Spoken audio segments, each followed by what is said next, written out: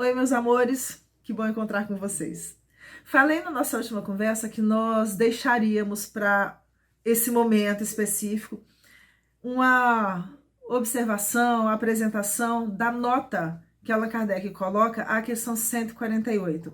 Como ela é uma nota bem extensa, são quase que, na verdade, são 2 páginas e meia praticamente, nós optamos por separar a nota da questão e nós vamos apresentar as reflexões que Allan Kardec coloca com relação ao materialismo.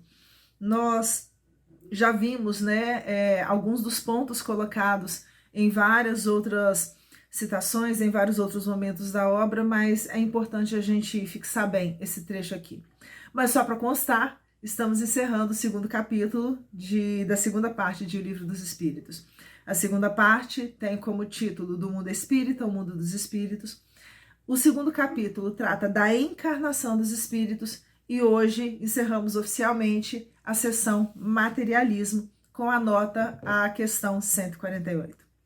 Allan Kardec começa assim: por uma aberração da inteligência, pessoas há que só veem nos seres orgânicos a ação da matéria e a esta atribuem todos os nossos atos.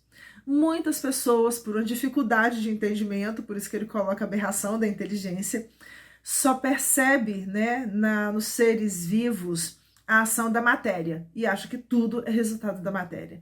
Aí vem a famosa explicação, de isso daí aconteceu por causa do acaso. E aí ficou famosa também a frase do o acaso não existe. Vamos seguir. No corpo humano, apenas vem a máquina elétrica. E quando Allan Kardec coloca aqui a máquina elétrica, ele está se referindo ao corpo físico que é movido por essa energia específica. Vamos lembrar que lá atrás ele vai colocar até o próprio fluido cósmico universal se desdobrando em vários outros tipos de energia. Aí ele vai falar do fluido magnético. Lá atrás os espíritos mencionam que em outros planetas a eletricidade tem usos que a gente não tem aqui. Então, quando ele menciona aqui máquina elétrica, ele está falando exatamente dessa possibilidade de arranjo e de movimento por essa energia que lá atrás já foi mencionado como sendo fluido vital. Somente pelo funcionamento dos órgãos estudaram o mecanismo da vida, cuja repetida extinção observaram por efeito da ruptura de um fio, e nada mais enxergaram além desse fio. E é interessante, a gente viaja, né? É interessante essa ideia do fio, porque desde a mitologia grega já tem essa imagem, das parcas que segurariam o fio da vida e que quando chegasse o término da existência de todos os seres humanos, esse fio da vida seria cortado.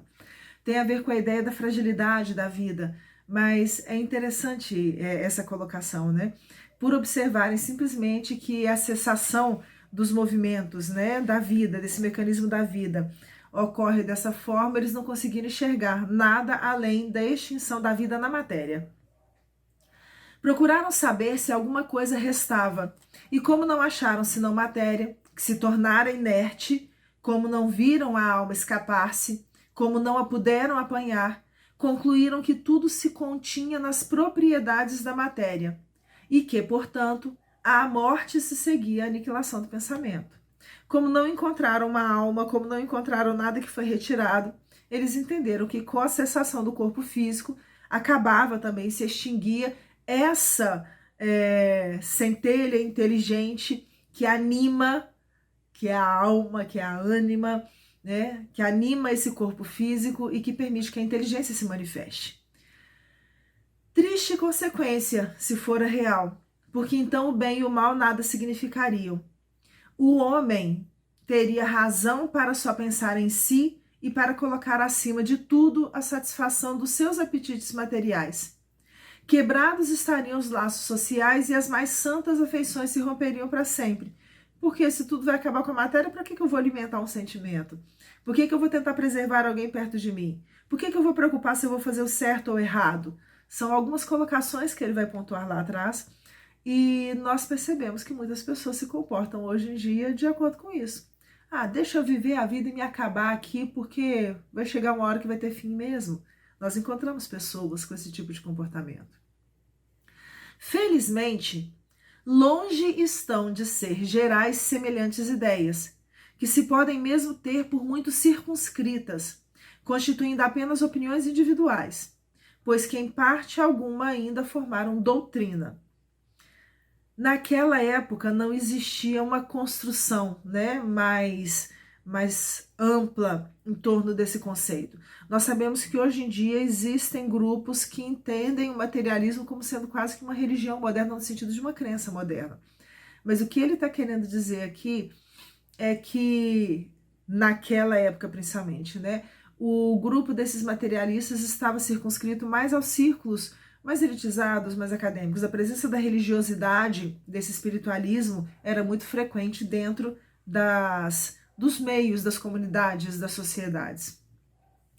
Uma sociedade que se fundasse sobre tais bases traria em si o germe de sua dissolução, e seus membros se entredevorariam como animais ferozes. E nós optamos por ler esse trecho inteiro, porque isso aqui reflete a nossa sociedade. Reflete uma sociedade que acha que tudo deve ser feito em função dos seus próprios interesses, da sua própria vontade. E isso é muito sério, porque nessa destruição de laços, fragiliza-se de tal forma a sociedade que o ser humano acaba se percebendo perdido, sem direcionamento. E a gente vê isso muito hoje, principalmente entre os jovens, o que é um sinalzinho de alerta para pensarmos em como que estamos conduzindo os nossos jovens pela vida fora. O homem tem instintivamente a convicção de que nem tudo se lhe acaba com a vida. Mesmo os materialistas mais ferrenhos têm um fundinho de esperança quase, ou de ideia, ou de certeza, de que, na verdade, não vai ser o fim. O nada lhe infunde horror. É em vão que se obstina contra a ideia da vida futura. Ao soar o momento supremo, poucos são os que não inquirem do que vai ser deles, porque a ideia de deixar a vida para sempre algo oferece de pungente. Todas as pessoas, quando chegam no momento da morte, até aquelas que não acreditam em nada, pensam no que vai ser de mim. É isso que Kardec está colocando. Quem de fato poderia encarar com indiferença uma separação absoluta, eterna, de tudo que foi objeto de seu amor?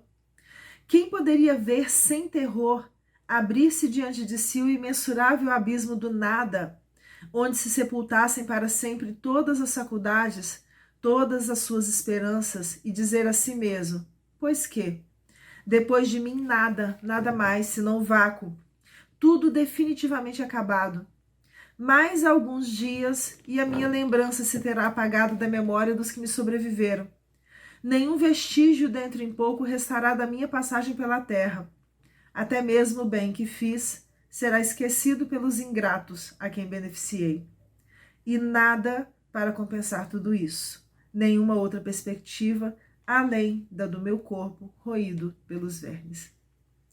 O que Kardec está colocando é uma fala que pode ser não verbalizada, mas é uma fala comum entre as pessoas que não acreditam de verdade na continuidade da vida.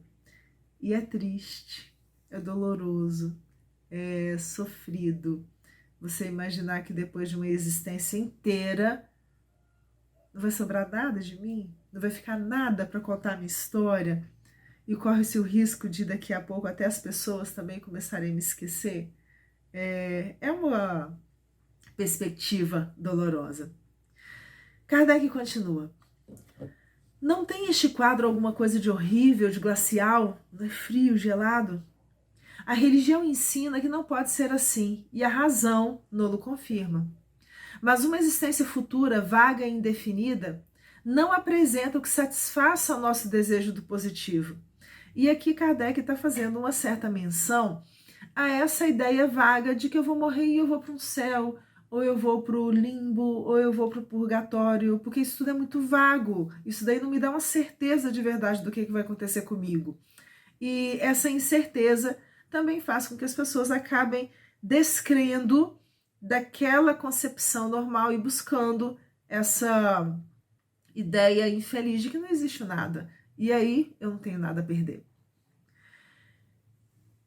Essa, em muitos, a origem da dúvida. É por isso que muitas pessoas começam a questionar a religião. Possuímos alma, está bem, mas que é a nossa alma? Tem forma, uma aparência qualquer? É um ser limitado ou indefinido? Dizem alguns que é um sopro de Deus, outros uma centelha, outros uma parcela do grande todo, o princípio da vida e da inteligência. Que é, porém, o que de tudo isto ficamos sabendo? Que nos importa ter uma alma se extinguindo-se-nos a vida, ela desaparece na imensidade como as gotas d'água no oceano? A perda da nossa individualidade não equivale para nós ao nada? Essa ideia de que eu vou morrer e vou voltar para o grande todo, isso daí também significa que de alguma forma eu vou desaparecer. Isso daí também é uma ideia de finitude, de que acabou. Disse também que a alma é imaterial. Ora, uma coisa imaterial carece de proporções determinadas. Desde então, nada é para nós. A religião ainda nos ensina que seremos felizes ou desgraçados conforme ao bem ou ao mal que houvermos feito. Que venha a ser, porém, essa felicidade que nos aguarda no seio de Deus? Será uma beatitude, uma contemplação eterna, aquela alegria para sempre que mostram em algumas representações de céu e que parece um pouquinho monótona, vamos falar a verdade? Que venha a ser, porém, essa felicidade que nos aguarda no seio de Deus? Será uma beatitude, uma contemplação eterna, sem outra ocupação mais do que entoar louvores ao Criador? As chamas do inferno serão uma realidade ou um símbolo? A própria igreja lhes dá esta última significação. Mas então, o que são aqueles sofrimentos? Onde esse lugar de suplício? Numa palavra, que é o que se faz, que é o que se vê nesse outro mundo que a todos nos espera? Dizem que ninguém jamais voltou de lá para nos dar informações. E aí é interessante Allan Kardec fazer esse questionamento, né? De se as chamas do inferno são a realidade ou um símbolo, e ele afirmar que a igreja já dá uma última significação, é porque desde aquela época, alguns teólogos, alguns estudiosos dentro da própria igreja já traziam, né, as referências de inferno enquanto um estado de espírito e não um lugar especificamente geograficamente localizado.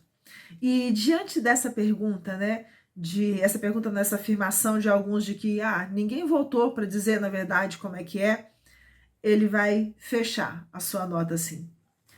É erro dizê-lo, dizer que ninguém voltou. E a missão do Espiritismo consiste precisamente em nos esclarecer acerca desse futuro, em fazer com que, até certo ponto, o toquemos com o dedo e o penetremos com o olhar, não mais pelo raciocínio somente, porém pelos fatos. Graças às comunicações espíritas, não se trata mais de uma simples presunção, de uma probabilidade sobre a qual cada um conjeture à vontade, que os poetas embelezem com suas ficções ou cumulem de enganadoras imagens alegóricas. É a realidade que nos aparece, pois que são os próprios seres de além-túmulo que nos vêm descrever a situação em que se acha, relatar o que fazem, facultando-nos assistir, por assim dizer, a todas as peripécias da nova vida que lá vivem e mostrando-nos por esse meio a sorte inevitável que nos está reservada, de acordo com os nossos méritos e os nossos deméritos. Haverá nisso alguma coisa de antirreligioso? Muito ao contrário, porquanto os incrédulos encontram aí a fé, e os tíbios, os vacilantes, os medrosos, a renovação do fervor e da confiança. O Espiritismo é, pois, o mais potente auxiliar da religião. Se ele aí está, é porque Deus o permite, e o permite para que as nossas vacilantes esperanças se revigorem e para que sejamos reconduzidos à senda do bem pela perspectiva do futuro. E dentro dessa apresentação da proposta do Espiritismo, lembrando também que à época da escrita do Livro dos Espíritos, Allan Kardec não pensava em criar uma nova religião, ele estava estudando uma ciência nova, construindo uma ciência nova, buscando as reflexões filosóficas que são apresentadas no Livro dos Espíritos, mas nos lembrou de uma passagem deixada por Humberto de Campos, no livro Crônicas de Além Túmulo, psicografado por Chico Xavier. E no capítulo 15, que tem como título A Ordem do Mestre, é construída uma história, né, falando sobre a chegada do Espiritismo e apresentada uma conversa que teria podido existir, né? A gente não sabe se exatamente nesses mesmos textos, nessas mesmas palavras, nos mesmos termos, mas que com certeza de alguma forma aconteceu entre Jesus e João Evangelista, onde Jesus buscando possibilidades de melhoria da própria religiosidade do mundo e percebendo que era necessário voltar, né, conseguir de alguma forma trazer aquela ideia deixada por ele lá atrás, ele se dirige a João nessa conversa da seguinte forma: se os vivos nos traíram, meu discípulo bem-amado, se traficam com o objeto sagrado da nossa casa, profligando a fraternidade e o amor, porque ele estava mencionando, né, a questão das pessoas vinculadas à religião, mas que ao invés de distribuírem o afeto, ao invés de distribuírem a fé, a esperança, estavam comercializando com as questões religiosas, ele continua: mandarei que os mortos falem na terra e em meu nome. Descerrarás, João, mais um fragmento dos véus misteriosos que cobrem a noite triste dos túmulos, para que a verdade ressurja das mansões silenciosas da morte. Descerrarás mais um véu, porque foi João Evangelista lá atrás que trouxe o Apocalipse. Os que voltaram pelos caminhos ermos das sepulturas retornarão à terra, para difundirem a minha mensagem, levando aos que sofrem com a esperança posta no céu as claridades benditas do meu amor. É essa a função do Espiritismo.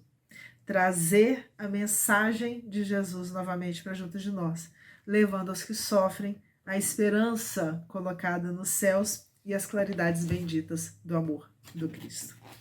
Encerramos o nosso capítulo 2. Na nossa próxima conversa, nós vamos falar da volta do espírito, extinta a vida corpórea à vida espiritual. Beijo grande para vocês.